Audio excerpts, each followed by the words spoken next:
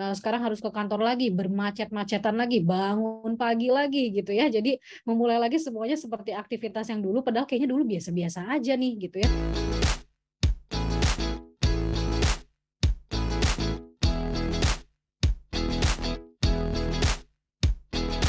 Halo teman-teman, selamat sore semuanya dan selamat datang di webinar Dialog Karirmu dengan tema The Future of Work, Hybrid Trends and Best Practice for 2030.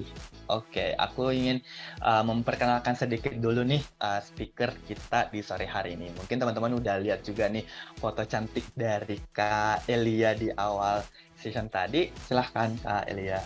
Thank you Zul. Hybrid working ini nggak muncul gitu ya tiba-tiba, itu pasti karena dulunya kita ada COVID tiba-tiba, pandemi, sehingga karyawan-karyawan itu diharuskan untuk bekerja dari rumah, tetap harus jalan produktivitasnya gitu ya. Jadi sehingga setelah pandeminya selesai dan lain-lain, muncullah yang namanya hybrid. Kita sebutnya dulu awalnya WFH nih, sebelum munculnya hybrid gitu ya, dinilai sama banyak masyarakat Indonesia, khususnya memang karyawan kantoran, sebagai kondisi yang paling baik gitu ya. Banyak berita-berita atau news ya yang mungkin ini aku ambil beberapa aja. Kalau saat ini PPKM dicabut nih, kemudian warga plus 62 minta aturan WFH lagi dong, kayaknya udah enak nih yang kemarin nih gitu ya. Sekarang harus ke kantor lagi, bermacet-macetan lagi, bangun pagi lagi gitu ya. Jadi memulai lagi semuanya seperti aktivitas yang dulu, padahal kayaknya dulu biasa-biasa aja nih gitu ya. Tapi sekarang kenapa berat banget setelah dijalanin gitu ya. Nah, tren positif bekerja secara WFH gitu ya sangat dirasakan oleh karyawan-karyawan kantor nih, dengan pertimbangan faktor-faktor di bawah ini. Jadi WFH dapat bekerja sama produktifnya gitu ya. Kemudian fleksibilitas waktu tuh pastinya untuk mengatur jam kerja, karena pasti jadi beda ya yang tadi aku bilang, bisa langsung standby, bisa langsung on tanpa harus bangun lebih pagi lagi, istirahatnya juga mungkin lebih berkurang gitu ya. Kemudian bekerja lebih nyaman, ya mungkin kan namanya di rumah kita bisa atur set tempat kerja kita maunya kayak gimana sih, apakah mungkin kita mau nyender di sofa, atau mungkin kita mau di meja makan, atau mungkin kita mau di kasur gitu ya, kita nyender dan segala macamnya. Mengurangi macet itu pasti jadi nomor satu ya, karena apalagi jalanan kita nggak bisa prediksi setiap harinya gitu. Luar biasa, memang banyak faktornya dan tidak habis waktu di perjalanan, karena benar itu kadang bisa pergi pulang aja udah bisa ngabisin waktu tuh bisa 3 sampai 4 jamnya sendiri ya gitu. Jadi satu lagi adalah dapat mengurangi polusi. Dan itu benar, namanya di rumah kita kan pasti lebih bersih gitu ya dari sisi udaranya dan lain-lainnya, dibanding kita memang ya harus keluar naik kendaraan umum dan segala macam, kita pasti akan lebih banyak kena polusinya lah gitu istilahnya. Nah, dari sisi hybrid working ini intinya pada dasarnya hybrid working merupakan pendekatan fleksibel yang mengkombinasikan nih, kata-kata kombinasi ini penting ya, mengkombinasikan aktivitas bekerja yang dilakukan di lingkungan kantor dan juga lainnya seperti rumah maupun ruang publik gitu. Jadi kita bisa bilang bukan berarti WFA gitu ya, work from anywhere atau work from home itu kan juga sebenarnya bisa mix, nggak mesti di rumah doang. Beberapa perusahaan mengkombinasikan dengan membagi gitu ya, rotasi bekerja dari luar ataupun dari kantor. Dalam arti begini, kadang udah ditentuin gitu ya, misalkan seminggu 2 kali aja, 2 harinya memang di rumah, kemudian sisa 3 harinya di kantor. Kita saat ini aku informasikan gitu ya perbedaannya apa sih antara WFO, WFH sama hybrid. Jadi kata kuncinya adalah kombinasi gitu ya, kombinasi antara bekerja dari rumah dan dari kantor. Itu kalau arrangement udah sangat jelas gitu ya, kayaknya nggak perlu dijelasin pun teman-teman udah ngerti. Studi di 2021 itu hampir 52% dari 5.000-an employee respondennya itu memilih hybrid post pandemic gitu ya. Jadi istilahnya mereka masih menemukan kenyamanannya gitu ya untuk bekerja hybrid model ini di 2021. Nah, kemudian di 2022 hampir 75% gitu ya dari 885 employee responden memilih hybrid sebagai preferensi bekerja in the future-nya gitu ya. Artinya dari sisi percentage pun juga sangat naik. Pada dasarnya dari kedua studi tersebut, di masa mendatang employee atau karyawan memilih fleksibilitas dalam bekerja, yang dimana ternyata bekerja secara secara hybrid juga dapat menghasilkan produktivitas yang sama juga, yang bahkan lebih baik daripada WFO gitu ya. Studi McKinsey juga menunjukkan pastinya ya bahwa fleksibilitas menjadi salah satu faktor utama dalam mencari pekerjaan baru. Nah, ternyata faktor ketiga yang terbesar sebesar 21% adalah flexible working arrangement gitu ya. Jadi bisa working remotely itu adalah pertimbangan semua teman-teman untuk mencari pekerjaan baru gitu. Jadi memang udah ada studinya gitu yang memang diambil lah sama si McKinsey ini, dan memang hal ini membuktikan bahwa cara bekerja karyawan sudah berubah, beradaptasi menyesuaikan dengan kondisi saat ini, dan siap lah pastinya menggunakan digital working tools yang pastinya memungkinkan mereka untuk mendapatkan kesempatan dan mengontrol cara kerjanya masing-masing seperti itu. Dalam membuat policy bekerja gitu ya secara hybrid, nah poin ini bisa menjadi sebuah guideline awal.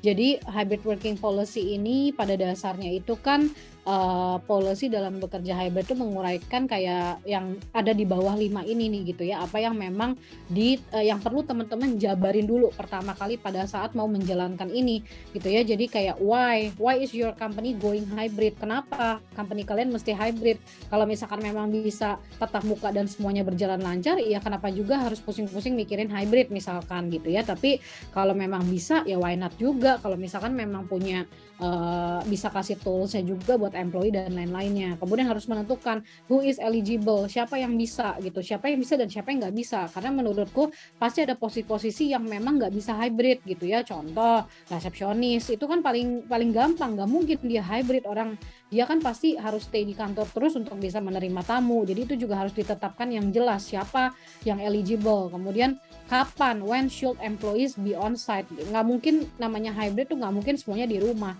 Kantor harus tetap ada, kantor harus tetap buka setiap harinya. Jadi kita harus nentuin juga kapan kita harus ada jadwal pasti juga. Misalkan dibagi per divisi. Divisi A Senin dan Selasa, divisi B Rabu dan Kamis. Itu contoh aja lah ya, dan itu mungkin bisa diatur sesuai dengan kapasitas dari sisi kantornya juga gitu ya. Jadi juga harus ditentukan dengan baik. Kemudian paling penting, what are the expectation gitu. Jadi kayak expectationnya tuh apa? Kalian harus set dengan benar. Jangan sampai tiba-tiba semuanya move ke hybrid, berantakan tuh semua, impact ke company jadi jelek dan lain-lain. Sama istilahnya where can employees learn more gitu. Jadi kayak istilahnya kita harus punya informasi yang baik sehingga karyawan itu nggak merasa kehilangan arah lah, istilahnya seperti itu. Nah, kemudian tentu saja karyawan juga perlu memahami ya gitu hybrid working policy yang akan diterapkan di sebuah organisasi. Tapi bagaimana sih gitu ya mensirkulasi informasi tersebut. Jadi kita ada cari gitu teman-teman untuk studinya gitu ya. Dan memang tipsnya itu cuman komunikasi, nggak ada yang lain. Jadi istilahnya komunikasi itu paling penting dalam kita menjalankan hybrid. Oke, nah ini adalah studi yang memang dilakukan oleh BCG ya, menyebutkan memang ada 5 elemen penting yang bisa mendukung implementasi bekerja secara hybrid. Kita nggak akan bahas semua, tapi kita akan bahas lebih ke tools and technology aja, karena menurutku ini adalah yang paling penting yang bisa mengimplementasi hybrid working yang baik gitu ya. Jadi istilahnya tools yang dapat digunakan pun itu juga harusnya bisa menunjang dan memang sangat bervariasi nih dari cara berkomunikasi maupun platform sesuai dengan kebutuhan. Contohnya apa? Email, Zoom, Slack, Trello, Vlog gitu ya. Jadi itu memang tools and teknologi yang bisa diadakan juga buat teman-teman di kantornya yang memang itu berkaitan dengan aktivitas day to day-nya karyawan ya gitu, dan memang bisa juga didukung dengan teknologi seperti HRIS nih yang bisa digunakan juga untuk absen, cuti, penggajian dan lain-lainnya. Jadi bekerja secara hybrid itu tentunya akan meminimalisir ya hubungan antara rekan kerja karena kan ya jarang ketemu. Cara berikut yang memang bisa dilakukan nih untuk tetap menjaga terhubung satu sama lain. Terima kasih banyak Kak Elia untuk penjelasannya. Emang sih Kak cukup singkat ya penjelasannya, namun memang mungkin aku lihat nih di chat box itu udah pada rame dan mungkin teman-teman udah pada pengen bertanya juga nih, pengen masuk ke sesi diskusi. Dari chat box nih Kak, ada yang bertanya, bagaimana sih perusahaan mengembangkan hybrid working bagi karyawan bekerja untuk tetap memenuhi tugas dan tanggung jawabnya?